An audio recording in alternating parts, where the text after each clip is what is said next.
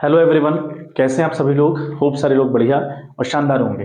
तो चलिए, हमारा जो फर्स्ट चैप्टर था that is fundamental of partnership, है ना, तो वो हमारा फिनिश अप हुआ। तो आज हमारा जो सेकंड चैप्टर है which is most important chapter बच्चे, ठीक है, अगेन ये बहुत इंपॉर्टेंट हो जाता है। इंपॉर्टेंट ये इस सेंस में हो जाता है बच्चे, जो अगला हमारा चैप्टर है यानी change in profit sharing ratio, admission, retirement और डेथ, ये चार चैप्टर जो आने वाले हमारे अगले जो चैप्टर रहेंगे इसके बाद, उनमें इस चैप्टर का बड़ा इंपॉर्टेंट रोल है। तो इसलिए जो वैल्यूएशन ऑफ गुडविल है, या चैप्टर का जो नाम है बेसिकली वो है आपका गुडविल लिखा होगा, फिर लिखा होगा नेचर एंड वैल्यूएशन। नेचर क्या होता है और वैल्यूएशन किस तरीके से करते हैं, स्पेशली हमने वैल्यूएशन के ऊपर फोकस करना है कि गुडविल को वैल्यू करते क्यों और किस तरीके से करते हैं। ठीक है, नेचर क्या है आपको गुडविल के अच्छे से बताया भाई। अगर हम बात करें ना, देखो अगर हम बात करें गुडविल की, मैं बहुत ज़्यादा थ्योरेटिकली बहुत डीप नहीं जा रहा हूँ, ठीक है, बहुत ज़्यादा टाइम वेस्ट नहीं करते थ्योरी के ऊपर।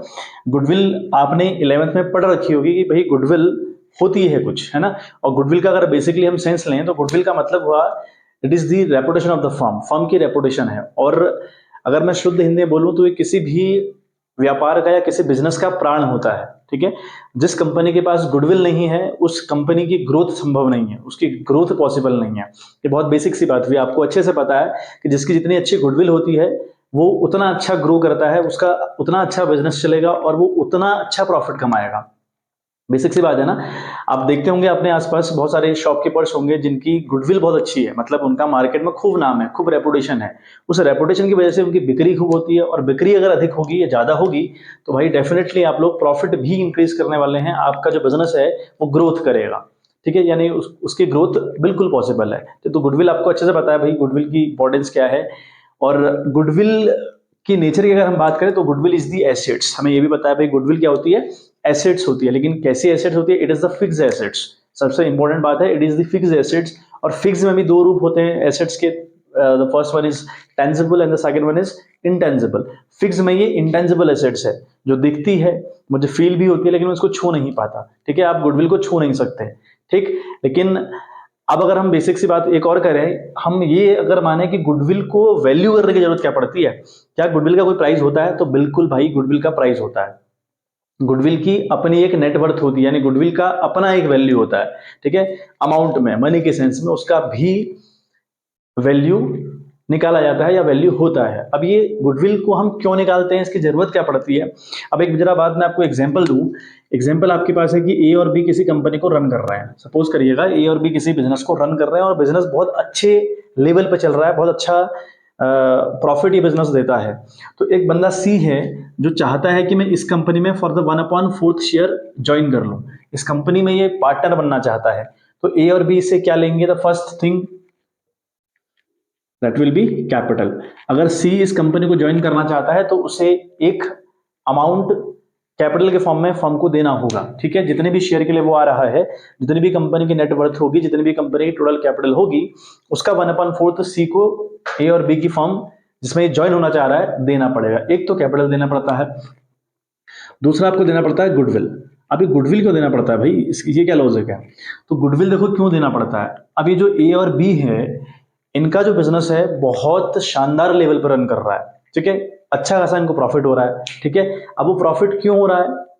प्रॉफिट किसी कंपनी का अगर बहुत बेहतरीन है ना बच्चों, तो उसके पीछे कहीं ना कहीं बहुत खतरनाक का रोल है गुडविल का। ये बहुत बेसिक सी बात है, आपको समझ में आनी चाहिए कि अगर किसी बिजनेस का प्रॉफिट बहुत अच्छे लेवल का है तो इसका ये मतलब कंफर्म है ना, ये बिल्कुल बात कंफर्म है कि उस कंपनी की गुडविल बहुत शानदार होगी। और गुडविल बनती कैसे है? यू नो वेरी वेल कि गुडविल को बनाने के लिए बहुत सारे काम करने पड़ते हैं, बहुत सारी मेहनत करनी पड़ती है ना। गुडविल को क्रिएट करने के लिए खूब सारा एफर्ट करना पड़ता है, तब जाकर गुडविल बनती है। तो गुडविल को क्रिएट करने में ए और बी ने खूब सारी मेहनत करी है। ए और बी ने खूब सारी मेहनत करी है, तभी तो जाकर गुडविल बनी है उस कंपनी की। उस कंपनी के प्रोडक्ट बिक रहे हैं बिकॉज ऑफ ए और बी, क्योंकि ए और बी ने मेहनत करी अपनी रेपुटेशन को क्रिएट करने में। जैसे ही रेपुटेशन क्रिएट हो गई, मार्केट में बिक रही है, बिक रहा है आपका सामान बहुत अच्छे से। ठीक है, तो ये जो सी है, ये कैपिटल देकर ही सीधे अगर पार्टनर बन जाएगा तो इसका तो ये मतलब हो जाएगा ना कि आपको थाली परोसी और दे दिया। थाली परोसने में आपने कोई हेल्प करी ही नहीं है। तो ये ए और बी कहते हैं कि भाई कैपिटल भी लेकर आ, और जो हमारी मेहनतें है, जो हमारी गुडविल है, जो हमने क्रिएट कर रही है खूब सारी मेहनत करके, उसका भी कुछ ना कुछ अमाउंट आपको लाना पड़ेगा। यानी यानी ये मतलब हुआ कि जब एडमिशन होता है ना किसी नए पार्टनर का, तो गुडविल को वैल्यू किया जाता है। अल्टीमेटली आप समझें, जब भी कंपनी का पीएसआर चेंज होता है, यानी प्रॉफिट शेयरिंग रेशियो जब कंपनी का चेंज होगा ना, पीएसआर बोलते हैं इसको, जब भी कंपनी का पीएसआर चेंज होगा, यानी जो प्रॉफिट शेयरिंग रेशियो चेंज होगा कभी भी, that time the goodwill has to be calculated by the company.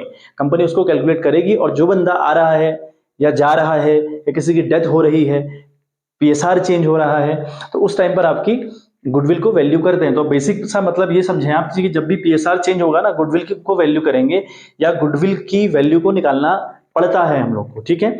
Change जो पीएसआर है, यानी प्रॉफिट शेयरिंग रेशियो, चेंज कब होता है? आप जानबूझ के करते हैं। अगला एक चैप्टर हम पढ़ेंगे, change in profit sharing ratio करके चैप्टर है, थर्ड वाला, वो हम पढ़ेंगे। उसमें हम देखेंगे कि भाई पीएसआर को हम जानबूझकर चेंज कर रहे हैं। एक तो ये केस हो गया। एक है एडमिशन, जैसे ही कोई बंदा एडमिशन लेगा तो आपका पीएसआर चेंज होगा। एक है रिटायरमेंट, अगर कोई बंदा रिटायरमेंट फॉर्म से ले ले तो पीएसआर चेंज होगा। डेथ अगर किसी की हो जाए तो पीएसआर चेंज होगा।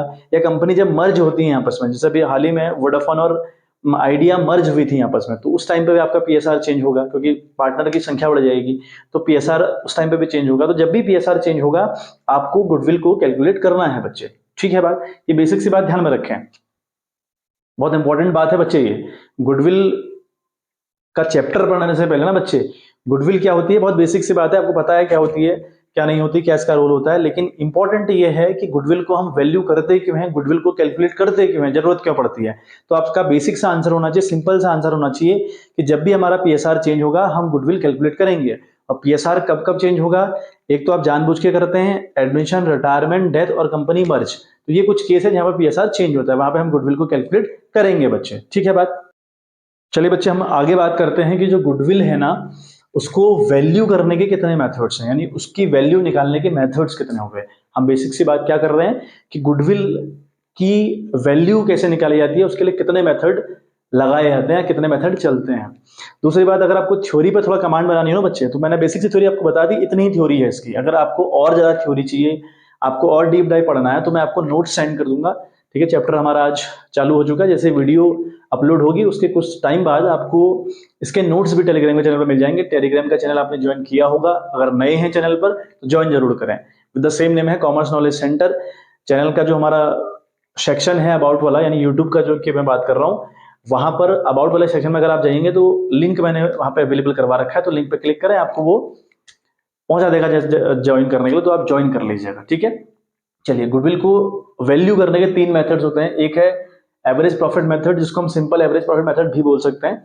बेसिकली ये एवरेज प्रॉफिट मेथड है। और अगला हमारा है सुपर प्रॉफिट मेथड। थर्ड हमारा है कैपिटलाइजेशन मेथड। तो ये तीन मेथड होते हैं जिनके थ्रू या जिनकी हेल्प से हम गुडविल को कैलकुलेट कर सकते हैं, ठीक है। अभी जो एवरेज प्रॉफिट मेथड है बच्चे, ये फर्दर डिवाइड है टू कैटेगरीज में, ठीक है। ये फर्दर डिवाइड है आपकी टू कैटेगरीज में। पहला आपका है सिंपल एवरेज प्रॉफिट मेथड बोल लो, या फिर अगेन एवरेज प्रॉफिट मेथड बोल लो, ठीक है। मैं आपको फिर कह रहा हूं कि ये कंफ्यूज नहीं होना है। एवरेज प्रॉफिट मेथड, ठीक है। एक ही हो गया।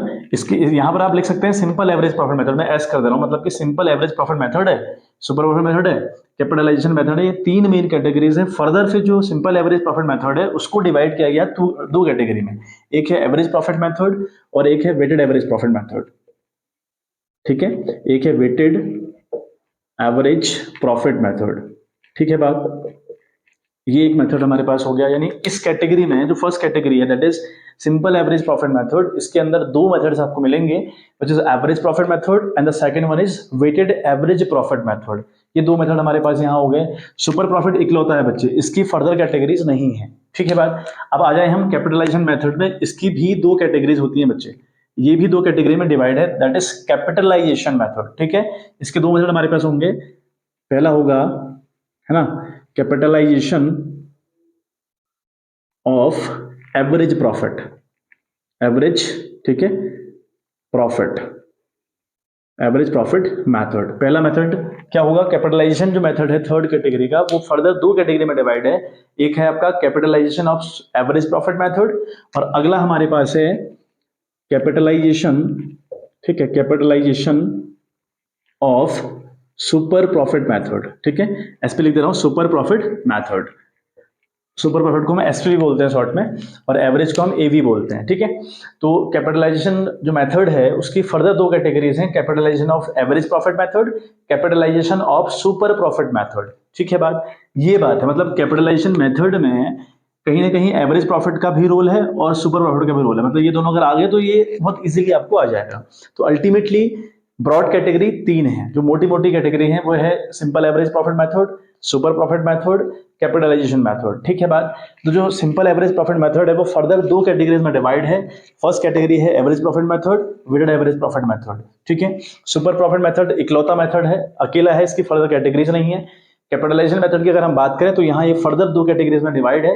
तो फर्स्ट कैटेगरी हमारी capitalisation of average profit method, अगला हमारा है capitalisation of super profit method, ठीक है। तो अल्टीमेटली आपको एक फॉर्मूला यहाँ लर्न करना है, एक यहाँ करना है, एक यहाँ करना है, तीन, और एक चौथा यहाँ, पांचवा यहाँ। तो पांच फॉर्मूले अल्टीमेटली आपको याद करने हैं, पांचों टेक्निक आपने सीखनी है। एग्जाम में किसी भी टेक्निक से करने को आएगा, और इंपॉर्टेंट एग्जाम में आना नहीं है, इंपॉर्टेंट जो अगले चैप्टर शुरू होंगे, थर्ड फोर्थ फिफ्थ जितने भी चैप्टर हमारे अगले बच रहे हैं, उन चैप्टर्स में बड़ा इंपॉर्टेंट रोल है बच्चे किसका, इस गुडविल का। मतलब गुडविल को निकालना वहां पड़ेगा, क्योंकि आपका पीएसआर चेंज होगा, और पीएसआर चेंज होगा तो जरूरत पड़ती है गुडविल को कैलकुलेट करने की। तो ये मेथड्स बहुत अच्छे से आपको याद होने चाहिए। तो today we will discuss simple average profit method में हम लोग डिस्कस करेंगे एवरेज प्रॉफिट मेथड कि इसके अंदर गुडविल निकलती कैसे है, ठीक है। सबसे पहले आज हम इसके ऊपर बात करेंगे और फिर इसके ऊपर क्वेश्चंस करेंगे, कुछ एक या दो क्वेश्चन हम लोग इसके ऊपर रखेंगे, दो तो एटलीस्ट रखेंगे। और कल हम बात करेंगे वेटेड एवरेज प्रॉफिट मेथड की, तो फिर अगले फर्दर हम बढ़ते जाएंगे। फिलहाल हमें आज बात करनी है जो सिंपल एवरेज प्रॉफिट मेथड है, उसके अंदर एक मेथड है एवरेज प्रॉफिट मेथड, उसकी हम लोग बात करेंगे कि यहाँ गुडविल निकलती कैसे है, ठीक है। यहाँ पे गुडविल का फॉर्मूला आप देखें तो गुडविल का फॉर्मूला यहाँ पर होगा बच्चों, यहाँ पर गुडविल का फॉर्मूला होगा एवरेज प्रॉफिट, ठीक है, average profit into number of years purchase, ठीक है, नंबर ऑफ ईयर्स परचेस, ठीक है बात। ये बातें रहेंगी average profit into number of year purchase, formula होगा गुडविल का किस मेथड के अंदर, सिंपल एवरेज प्रॉफिट मेथड की जो फर्स्ट कैटेगरी है एवरेज प्रॉफिट मेथड, उसके अंदर ये आपका फॉर्मूला काम करेगा, ठीक है। अभी जो एवरेज प्रॉफिट है बच्चे ये कैसे निकलता है, ये भी एक नई बात हमारे लिए है। तो हम क्या करेंगे, एवरेज प्रॉफिट के लिए हमारे पास फॉर्मूला होगा that will be total of profit, ठीक है, that will be total of profit. अभी आप फॉर्मूला देखें और जब क्वेश्चन आप करेंगे तो अपने आपको कहानी समझ में आने लगेगी, total of profit upon number of years, ठीक है, नंबर ऑफ ईयर्स। आ गई बात समझ में। अब ये हमारे पास फॉर्मूले रहेंगे दो, गुडविल का फॉर्मूला तो क्या हो गया, average profit into number of year purchase हो गया, लेकिन एवरेज प्रॉफिट कैसे निकलेगा, एवरेज प्रॉफिट निकलेगा total of profit upon number of years. अब बात ये रहेगी जो नंबर ऑफ ईयर्स परचेज कैसे निकलेगा, तो ये आपको क्वेश्चन में गिवन रहेगा, ठीक है। हमेशा हर एक क्वेश्चन में आपको नंबर ऑफ ईयर परचेज दिया रहेगा, ये कंफर्म है बच्चे, ठीक है बात, ये बात बिल्कुल ठीक है बच्चे। तो ये नंबर ऑफ ईयर्स परचेज आपको दिया रहेगा। अब ये जो नंबर ऑफ ईयर परचेज है ये होता क्या है, ये क्या है, एग्जाम में दिया रहेगा या बुक्स में दिया रहेगा, लेकिन होता क्या है वो समझ लें। अगर किसी कंपनी का नंबर ऑफ ईयर परचेज 3 है ना बच्चे, अगर किसी कंपनी का नंबर ऑफ ईयर परचेज 3 है तो एक बेसिक सी बात ये हुई, मान लिया आपको 2011 का प्रॉफिट दिया है, 2012 का दिया है, 2013 का दिया है, 2014 का दिया है, ठीक है। दैट इज आपको 1 लाख रुपए दे रखा है 2011 का, 2 लाख रुपए आपको दे रखा है मान लिया 2012 का, 3 लाख रुपए आपको दे रखा है 2013 का, और 2.5 लाख रुपए आपको दे रखा है मान लिया 2014 का। कंपनी के सेंस में समझे इसको। तो इस कंपनी का जो डेटा है मेरे पास, एक कोई कंपनी है जिसका डेटा मेरे पास अवेलेबल है कि भाई 2011 का 1 लाख रुपए है, 2012 का 2 लाख प्रॉफिट है, 13 का 3 लाख प्रॉफिट है, और 14 में प्रॉफिट हुआ है 2,50,000 रुपए, और इस कंपनी का नंबर ऑफ ईयर परचेज कितना है 3।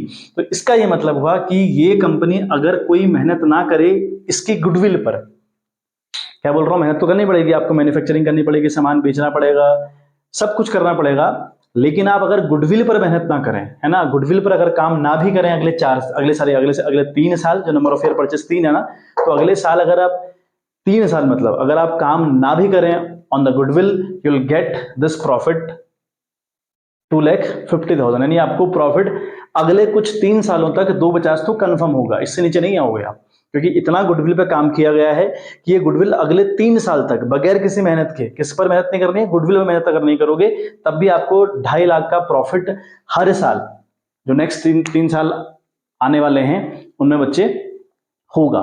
ठीक है बात, ये बेसिक सी बात हुई। अब एवरेज प्रॉफिट की बात कर लें कि एवरेज प्रॉफिट कैसे निकलता है। इसका फॉर्मूला मैंने बताया कि टोटल ऑफ प्रॉफिट होता है और नंबर ऑफ ईयर्स होता है, डिवाइड करना पड़ता है आपको। मतलब आप देखो क्या है, 2011, 2012, 2013, 2014 का मुझे प्रॉफिट अवेलेबल है। तो क्वेश्चन में लिखा रहेगा कि ये प्रॉफिट 4 साल के हैं और आप एवरेज प्रॉफिट मेथड यूज करिए और गुडविल निकालिए। ठीक है, आपको नंबर ऑफ ईयर परचेस दिया रहेगा जो मैंने समझा दिया कि भैया ये होता है। अब बात करें एवरेज प्रॉफिट कैसे निकलता है, टोटल ऑफ प्रॉफिट, मतलब आपने इन सारे प्रॉफिट्स का करना है टोटल, 1 2 3 4, जो 4 साल का प्रॉफिट है आपने करना है इसका टोटल, वो लिखना है यहाँ पे। टोटल ऑफ प्रॉफिट में आपने यहाँ पे लिखना है। फिर नंबर ऑफ ईयर क्या है, कितने साल का निकाल रहे हो, 1 2 3 4, 4 साल का आप निकाल रहे हो डाटा, तो 4 से इसको डिवाइड कर दोगे तो आपका एवरेज प्रॉफिट निकल आएगा। उसको यहाँ पे रखोगे। लेट्स सपोज जो भी आपको नंबर ऑफ ईयर परचेस दिया रहेगा, लेट्स सपोज कि 3 दिया है 3 रखेंगे, 2 दिया है 2 रखेंगे, 5 दिया है 5 रखेंगे, 2.5 दिया है तो मतलब 2.5 रखेंगे, 1.5 दिया है तो 1.5 रखेंगे। तो इस तरीके से आप इस गुडविल को कैलकुलेट कर सकते हैं। ठीक है बात, एक बार स्क्रीनशॉट अगर लेना चाहें तो बच्चे आप ले सकते हैं। फिर हम आगे कुछ क्वेश्चन देखें, एटलीस्ट 2 क्वेश्चन तो देखें लगभग किस तरीके से क्वेश्चन होते हैं। ठीक है बात, देखिए बच्चे आप स्क्रीन पर क्वेश्चन देखें। क्वेश्चन है, आप अपनी बुक खोलिएगा टीएस ग्रेवाल की, जो एक्सरसाइज आपकी है ना गुडविल नेचर एंड वैल्यूएशन में जो एक्सरसाइज आपकी है उसमें फर्स्ट क्वेश्चन आपको दिया हुआ है। एक्सरसाइज का फर्स्ट क्वेश्चन उठा के रखा हूँ, वह है कि goodwill is to be valued at 3 years purchase. 3 years purchase यानी आपको नंबर ऑफ ईयर परचेज दिए हैं 3 बच्चे। ठीक है, और 4 इयर्स एवरेज प्रॉफिट, आपको 4 साल के प्रॉफिट का एवरेज निकालना है। कंफ्यूज मत होइएगा, goodwill is to be valued at 3 years purchase बोल रहा है, मतलब 3 साल जो है वो नंबर ऑफ ईयर परचेज आपका 3 है। आगे बोल रहा है कि जो आगे बोल रहा है ऑफ 4 इयर्स एवरेज प्रॉफिट, यानी 4 साल के प्रॉफिट का आपने एवरेज निकालना है of the firm for last 4 years ending 31 मार्च। ठीक है, 18 का प्रॉफिट 12,000 रुपए, 19 का प्रॉफिट 18,000 रुपए, 20 का प्रॉफिट 16,000 रुपए, 21 का प्रॉफिट 14,000 रुपए। Calculate amount of goodwill. तो मुझे कैसे समझ में आया कि ये एवरेज प्रॉफिट मेथड यहाँ पे यूज करना है, क्योंकि उसने बोला कि जो नंबर ऑफ ईयर परचेज है वो 3 है और निकालना आपने 4 साल का एवरेज है, यानी एवरेज वाली हेल्प नहीं है। ठीक है, तो मुझे यहाँ से समझ में आया कि अच्छा ये तो वहां वाला क्वेश्चन है। क्वेश्चन बड़ा सिंपल है, प्रॉफिट आपको गिवन है, नंबर ऑफ ईयर परचेज आपको गिवन है, और नंबर ऑफ ईयर परचेज में और कितने साल का मैं एवरेज निकालना, दोनों में अंतर है बच्चे। साफ साफ लिखा होगा purchase years, number of years purchase साफ साफ लिखा होगा। कंफ्यूज मत होइएगा, क्योंकि एवरेज प्रॉफिट जस्ट उसके आगे लिख देता है वो 4 साल का एवरेज निकालो, 5 साल का एवरेज निकालो, तो कंफ्यूज नहीं होना। एवरेज अलग चीज है, नंबर ऑफ ईयर परचेज अलग चीज है। ठीक है, चलिए, तो एवरेज प्रॉफिट जो हमारा चल रहा है सिंपल एवरेज प्रॉफिट मेथड के अंदर चल रहा है। एवरेज प्रॉफिट मेथड हमारा चल रहा है, इसमें जो गुडविल होता है ना बच्चों, इसका आप सॉल्यूशन करोगे कैसे, सॉल्यूशन किस तरीके से करना है, आपने लिखना है गुडविल। ठीक है, गुडविल का सबसे पहले फॉर्मूला लिखोगे और यही अप्रोच रहेगी आपके एग्जाम में। मेरी बात बहुत ध्यान से सुने और डाल लें अपने खोपड़ी में कि भैया हमें ऐसे ही टेक्निक करनी है, मतलब आप क्या लिख रहे हो इंपॉर्टेंट नहीं है, किस तरीके से लिख रहे हो बहुत इंपॉर्टेंट है। ठीक है, तो चीजों को रिप्रेजेंट बहुत तरीके से करिएगा। तो गुडविल इक्वल्स टू आप लिखेंगे एवरेज प्रॉफिट, एपी लिखें आप average profit into number of year purchase. ठीक है, नंबर ऑफ ईयर्स परचेस, ये बच्चे हमारे गुडविल निकालने का फॉर्मूला हुआ यहाँ। ठीक है, नंबर ऑफ ईयर परचेज हमारा फॉर्मूला हुआ। अब क्या करें, थोड़ी 2-3 लाइन छोड़कर एपी निकाले पहले, मतलब एवरेज प्रॉफिट निकालें। कैसे निकलता है, उसका फॉर्मूला हमारे पास है टोटल ऑफ प्रॉफिट। ठीक है, फॉर्मूला हमारे पास क्या है बच्चे, total of profit upon number of years, number of years. ठीक है, अच्छा टोटल प्रॉफिट मतलब किस प्रॉफिट की बात कर रहा है, 18 19 20 21 जो प्रॉफिट आपको दिए हैं 4 साल के, इन सबका सम करिए। ठीक है, तो कैसे करेंगे, आप लिखेंगे 12,000 पहले साल का प्रॉफिट है, फिर है आपका 18,000 रुपये प्रॉफिट, फिर आपका है बच्चे 16,000 रुपये प्रॉफिट, फिर आपका है बच्चे 14,000 रुपये प्रॉफिट। ठीक है, अच्छा कितने साल का एवरेज निकाल रहे हैं आप, 1 2 3 4 साल का एवरेज निकाल रहे हैं। क्वेश्चन में हालांकि लिखा है 4 इयर्स का एवरेज प्रॉफिट आपको निकालना है, बट आप कॉमन सेंस लगाइएगा, जितने भी साल आप जोड़ रहे होंगे उतने साल से डिवाइड होगा। जैसे मैं यहाँ 4 साल के प्रॉफिट को जोड़ रहा हूँ तो 4 से डिवाइड करूंगा, सिंपल। अब 12,000 18,000 16,000 14,000 आप करेंगे तो ये आएगा आपका 60,000 रुपए। 60,000 डिवाइडेड बाई 4, अगर कैंसिल आउट करेंगे या डिवाइड करेंगे 60,000 को 4 से तो इट विल बिकम 15,000। तो ये आ गया एवरेज। एवरेज प्रॉफिट जैसे ही आ गया यहाँ फॉर्मूला रखो, एवरेज प्रॉफिट हमारा था 15,000 रुपए। नंबर ऑफ ईयर परचेज कितने दे रखे हैं मेरे को, 3 दे रखे हैं, तो 3 लिखा और यहाँ आ जाएगा आपका 45,000, 15 3 45 होता है, तो 45,000 रुपी इस कंपनी की गुडविल है इस प्रॉफिट के हिसाब से। और हमने जो एवरेज प्रॉफिट मेथड यूज किया उसके हिसाब से इस कंपनी की जो गुडविल है दैट विल बी 45,000 रुपी। ठीक है, hope so you have understood this concept. तो एक क्वेश्चन हम इसके ऊपर और करते हैं, फिर आप छोटे मोटे क्वेश्चन हैं 3-4 क्वेश्चन और होंगे एक्स्ट्रा आपकी बुक में, उन्हें करिएगा, वो आपको बड़ा हेल्प करेगा। ठीक है बात। क्वेश्चन अगेन देखें आप अपनी स्क्रीन पे। क्वेश्चन कहता है कि calculate value of goodwill on the basis of 3 years purchase, यानी नंबर ऑफ ईयर परचेज 3 है आपका, ऑफ एवरेज प्रॉफिट, ठीक है, ऑफ द प्रीसीडिंग 5 years, 5 साल के प्रॉफिट का एवरेज निकालना है on end 31 March, which are as follows. तो जैसे इसने कहा कि एवरेज प्रॉफिट निकालना है तो मैं समझ गया कि एवरेज प्रॉफिट मेथड यूज करना है, ठीक है। और प्रॉफिट हमको देता है कि 21 का 8 लाख रुपए है, 20 का 15 लाख रुपए है, 19 का 18 लाख रुपए है और 18 का 4 लाख रुपए दे रखा है, लेकिन ब्रैकेट में लॉस लिखा हुआ है। कई बार ब्रैकेट में लॉस ना लिखकर वो जो फिगर होगा उसे वो लिख देगा ब्रैकेट में, ठीक है, तो वो भी लॉस माना जाता है। 17 में प्रॉफिट है 13 लाख रुपए, तो हमें वैल्यू ऑफ गुडविल बच्चे निकालनी है, ठीक है। बात समझ में आ गई? हमें क्या निकालनी है? हमें वैल्यू ऑफ गुडविल निकालनी है। जरा अब एक बात समझें, हमें यहाँ पर क्या है मामला, मैं कह रहा हूँ कि 21 का जो फायदा है, जो प्रॉफिट है वो 8 लाख रुपए है, 20 का जो प्रॉफिट है वो 15 लाख रुपए है, 19 का जो बेनिफिट है वो 18 लाख रुपए है, 18 4 लाख लगेगा कि फिर ब्रैकेट में लॉस लिखा हुआ है। तो यहाँ तो साफ साफ इंडिकेशन देते हैं कि भाई लॉस है। कई बार लॉस नहीं लिखेगा, मैं आपको बता दे रहा हूँ, कई बार लॉस नहीं लिखेगा, इस वाले फिगर को दे देगा ये बंदा ब्रैकेट में। और ब्रैकेट का मतलब अकाउंटेंसी में नेगेटिव बैलेंस होता है, ठीक है। जहां भी आपको ब्रैकेट दिखे या नहीं, कोई फिगर आपको ब्रैकेट के अंदर दिखे ना, तो तुरंत समझिए it is the negative amount, ठीक है। तो या ब्रैकेट में दे दे या फिर आपसे बोल दे कि भैया लॉस है, तो लॉस है, ये अल्टीमेटली लॉस है। और 17 में 13 लाख रुपए का बेनिफिट आपको हुआ, तो नंबर ऑफ ईयर परचेज आपको दे रखे हैं 3। अगेन काम वही करना है भाई, हमको निकालनी है बच्चे गुडविल, ठीक है।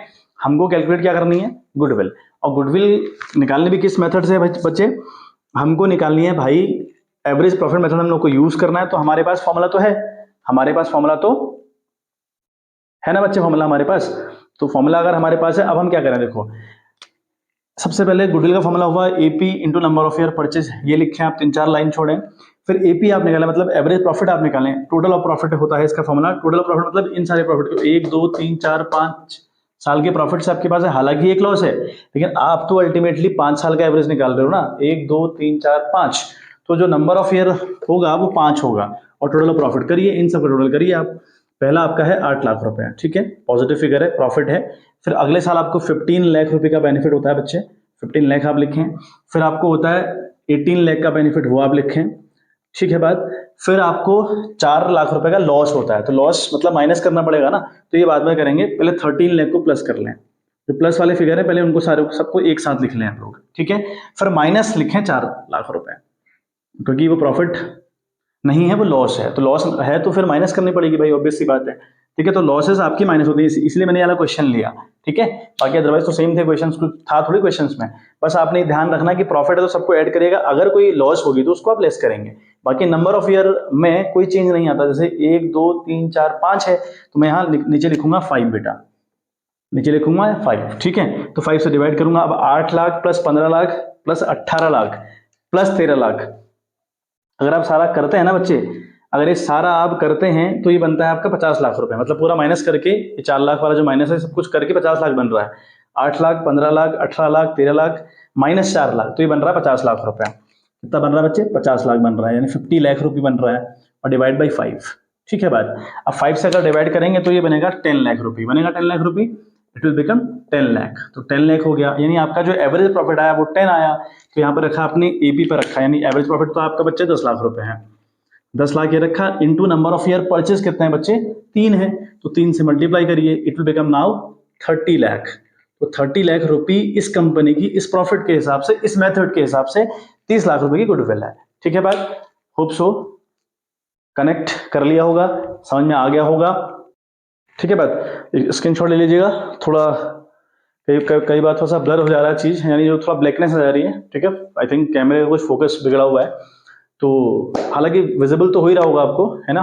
बहुत स्मार्ट कैमरा भी नहीं है, तो सिंपल सा कैमरा है, तो फिर उससे कई बार चीजें वो फोकस कहीं और कर दे रहा है, तो थोड़ा सा धुंधली या थोड़ा सा कालापन वीडियो में आ रहा होगा, उसके लिए माफी चाहूंगा आपसे। कॉन्सेप्ट समझाने की कोशिश करिएगा, ये आपको कॉन्सेप्ट पे ध्यान दीजिए, और जितने क्वेश्चन अब रिमेनिंग है प्रैक्टिस करिएगा। सारा खेल वही है, आपको जोड़ना है, डिवाइड करना है, फॉर्मूले में रखना है, आपका आंसर सिंपली आ रहा है। और अगर कहीं पर लॉस है, लॉस को माइनस करना है, बहुत सिंपल सी बात हो गई। चलिए, तो आज के लिए बच्चे इतना ही। हमारा जो सिंपल एवरेज प्रॉफिट मेथड था, उसका जो मेथड था एक एवरेज प्रॉफिट मेथड, वो निपटा। कल हम वेटेड एवरेज प्रॉफिट मेथड के ऊपर बात करेंगे, ठीक है।